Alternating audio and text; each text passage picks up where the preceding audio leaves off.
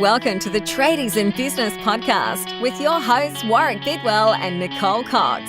Divert your phone and grab a brew as Waz and Nick unpack tips, tales, secrets and stuff-ups from guests both inside and outside your trade, helping educate and inspire you to break the cycle of gut-busting and money stress and create a true trade business. We're going to talk about something a bit different today, Warwick. Well, it is a bit different to our usual fare for a Fuck It Friday. It is something we touch on often, though.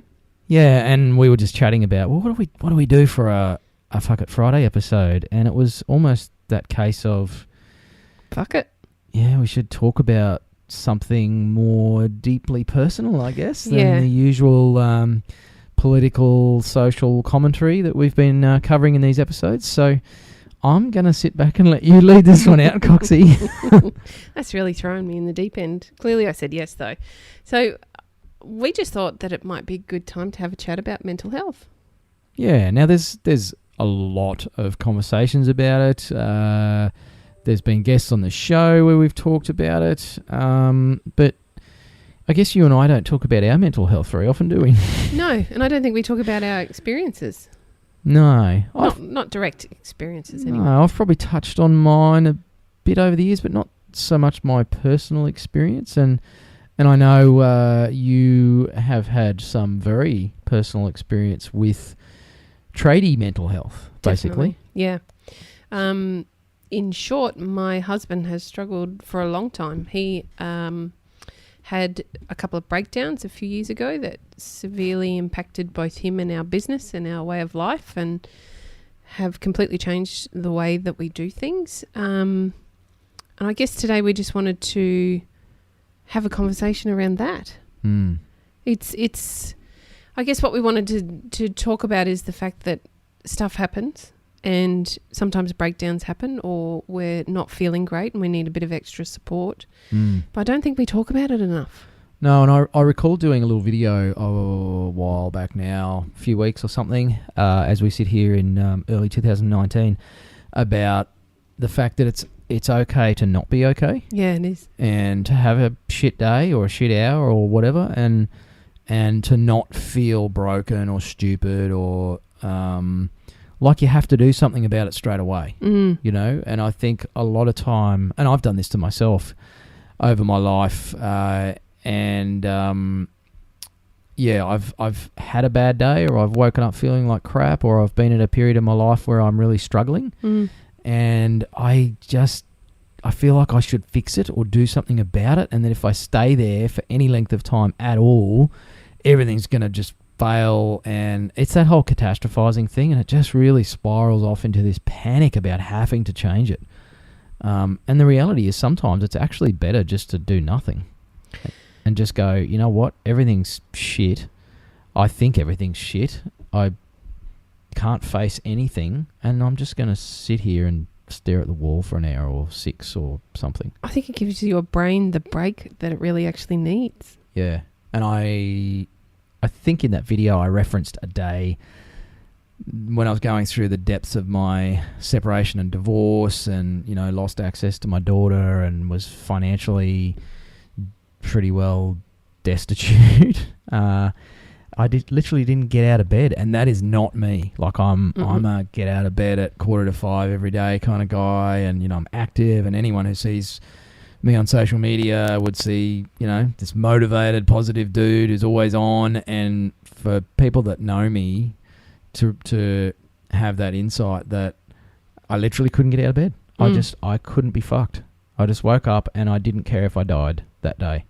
Like that's how low I felt. And that is how low it is. If you've never been in that position, I'm not sure that you can really understand what that feels like. But it's not a wish to hurt anyone. It's not a wish to cause ill or I don't know, make life difficult for anyone else. It's that you actually just don't care. I had no motivation to do anything. And I know we've gotten off talking about the builder. No, but you're surmising it very well. We'll loop back to that. But, you know, I cared for my ex-wife, the mother of my daughter, for many years, and that sounds like, nursing home type images come to mind for people sometimes when I say that, but she suffered severe chronic anxiety and panic disorder for many, many years, and it was debilitating. She functioned out in the world. She ran a business and, maintained friendships and all sorts of stuff, but outside of where she could force herself to do those things, she couldn't stay in the house on her own for more than an hour or so without having a panic attack, to the point where she would hyperventilate and black out. Poor thing. She couldn't drive a car anywhere unless someone was in the car with her, because she had such an immense fear that something bad would happen. So, like, I'm talking crippling panic and anxiety.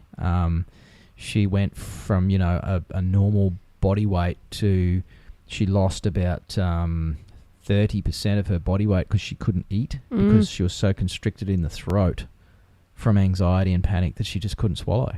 Wow. And then she went from that to, substances and stuff to try and help her get through it all, and doubled her body weight in the space of a few years just from all of that. So, which I think is a really common side effect, because we're trying to cope, we're trying to find a way, and I think it's another unspoken part of what some people go through, is that we fall into these cruxes, if you like, of whatever that might be, whether it be alcohol, drugs, medication, even anything to try and help us through.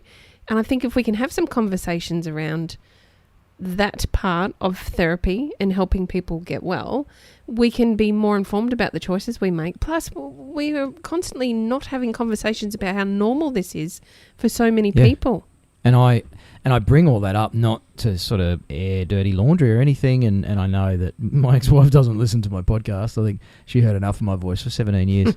But I was, as her carer and husband at the time, I did everything I could to try and help her and support her and heal her. And you said before, Coxie, about, unless you've been through it, you almost can't understand. And I don't like to say that. I feel that sometimes is a little dismissive and arrogant, where, I see people do that to my now wife, my last one ever, that, so my wife has never had kids. And parents kind of have this little down the nose thing that they do, where it's like, oh, you wouldn't understand, you've never had kids of your own. And I don't like seeing her on the receiving end of that. And sadly, I think I kind of, now that I've been through my own mental health struggles, I realise I probably didn't fully understand my ex-wife's issues. I thought I did, and I did a lot to help, and I was very compassionate and supportive, and I worked so hard to try and help her through all that. And in the end, she self-healed anyway, and it was all around the birth of our daughter. But now that I've been through my own, and I'd had challenges before that, I had a bit of a brush with suicide when I was a young bloke, personally.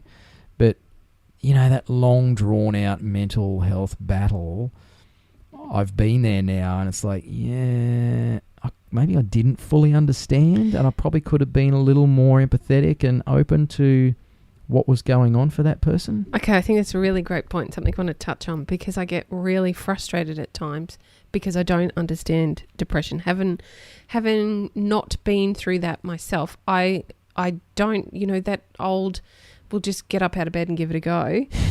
It comes into me all the time, and I get so frustrated, and then I've got to pull myself back and say, well, hang on a minute, he just physically can't. He physically can't, particularly when he had his couple of breakdowns. He's doing much better now. But when he had his few breakdowns, must be back in 2016 now. I think I've got the dates right. Anyway, he was literally in bed for weeks. Yep. Weeks and weeks. He didn't care. He couldn't function. He couldn't even get his brain together to a point where he could carry conversation. He just had to totally shut down and almost hibernate for that quite lengthy period of time to heal himself or get himself well enough to start to look for some help.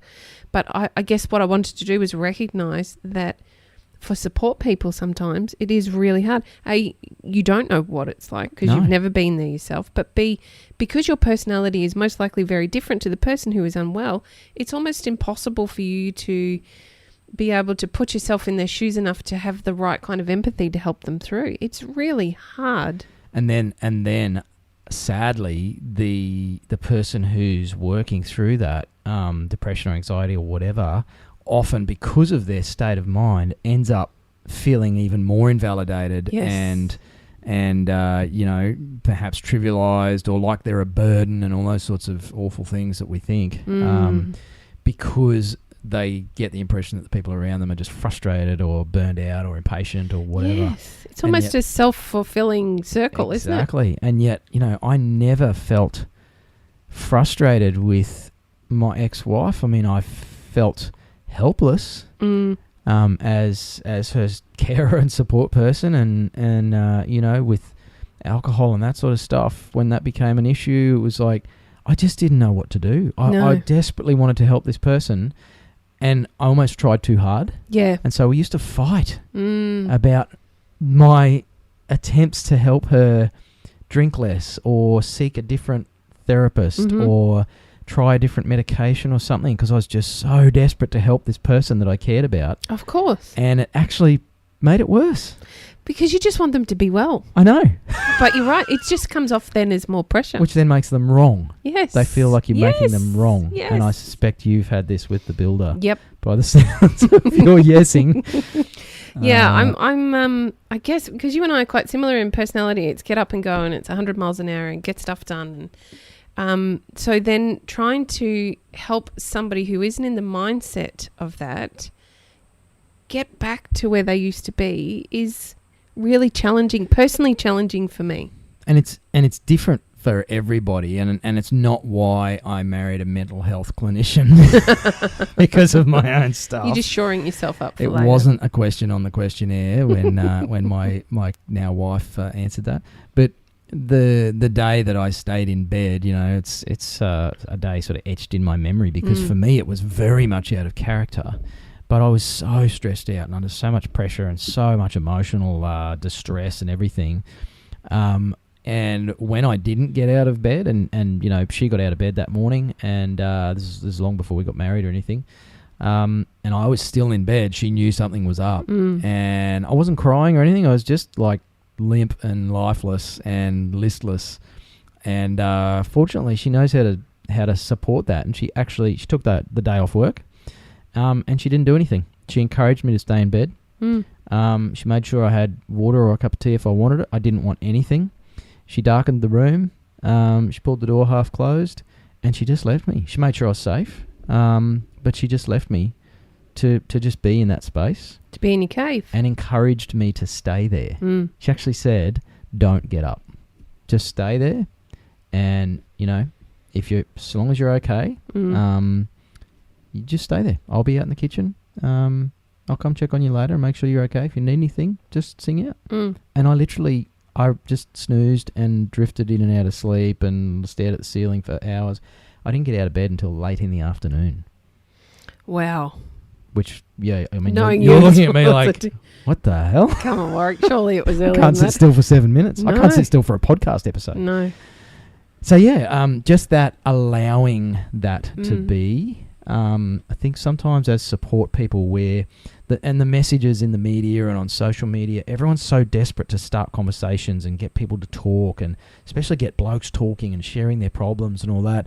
And often that can be a little counterproductive. Definitely, because again, you're putting more pressure on them to do something they don't want to do. I've got to do something. Yes. I've got to change something. I'm already broken. I can't do anything. And now you want me to do something. That's right. And it actually can make it worse. Now, I'm not a mental health clinician or any expert. I'm not trained in any of that stuff.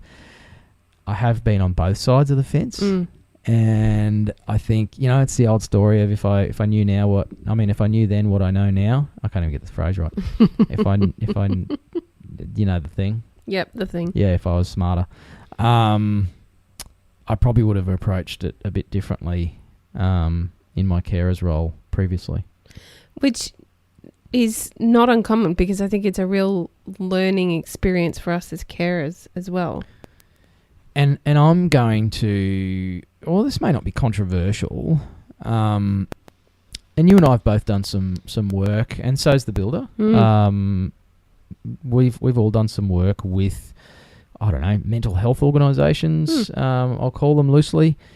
I've done some specific training. You know, I've done suicide intervention training. I've done a course on how to talk about suicide because I have had my own experiences with it.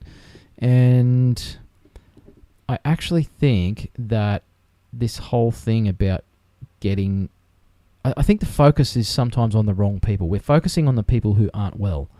And when you're not well in that way, you don't have the self-regulation and the self-reflection ability to go and talk to someone about your fucking stuff. It's like you're in a shit place. The last thing you feel like doing is talking to anybody. So to tell people who aren't well that you need to go and talk to someone about it, I think is actually missing the mark. And what I actually think needs to be happening more of, and there are some fantastic organisations doing this, the conversations need to be started with well people who don't have a fucking clue what to do for people who aren't well. I agree, and we need some support for the support people. We need to train the helpers. We need to train the first aiders. Not tell sick people to go do something about it. That's not going to do shit. Yeah. They're not ready. They're past that point. It needs to happen. Those conversations need to happen earlier. And as you and I talk about all the time, the issues are actually within their businesses, or they're actually within themselves. Yeah. Rather than some external thing that you can necessarily work on. This is stuff that needs to be... Like, how many tradies do we talk to who are in financial trouble within their business and also have rapidly declining mental health? Yeah. Because they go hand in hand. Just recently I've spent time on the phone with a tradie who I'm fortunate enough to now be working with, who he just couldn't do anything because he was on the point of a breakdown. He was paralysed. It is paralysing. He knew what he needed to do to sort his business out. He knows still that he needed to get out and do this and that and change this and fix that, and that would actually help him. But he was literally just debilitated by it. And I thank God that he reached out to me when he did and actually opened up and told me about it. And we just chatted. I just asked him a few questions, and he did take some steps. For some people that's not feasible. But I think as helpers, like the reason he opened up about it is because I've been there. Yes. And so I kind of poked him in a few places that spurred him into perhaps starting to talk a little bit. And I think that's where the skills need to be taught, is in people like us, tradie wives. Imagine if every tradie wife went and did a course in how to get your tradie through the shit times. Yes. And it's not by nagging them or getting frustrated or, telling them to go see a psychologist, which they won't do. No. They won't do that. No. Most blokes would not. It just doesn't work for them. And they're not going to go talk to their mates. No, because we don't talk about that stuff. Because that's wanky and potentially uncomfortable and embarrassing. Yeah. So I think we actually... here's my arrogant assessment of the world, but it's my opinion, and that's what fucking Fridays are for, is for us to share our opinion or observations on stuff. I think we need better tools and awareness for well people, not for when they get sick, but for when someone around them clearly has a need. I mean, that's what the suicide intervention training is all about. It's not about talking someone down from a bloody bridge. No. It's about recognising when they get on that slippery slope earlier. So I think that's what we need to do. We've solved the world's problems. I've gone all reflective now. Yeah, you have. Probably not a good time to do an interview with someone about, I don't know, cash flow or something. Maybe not. Stuff your cash flow. It's all a load of shit anyway. Anyway, that's our thoughts. Well, mine anyway. I kind of hijacked that one again, Coxie. That's all right.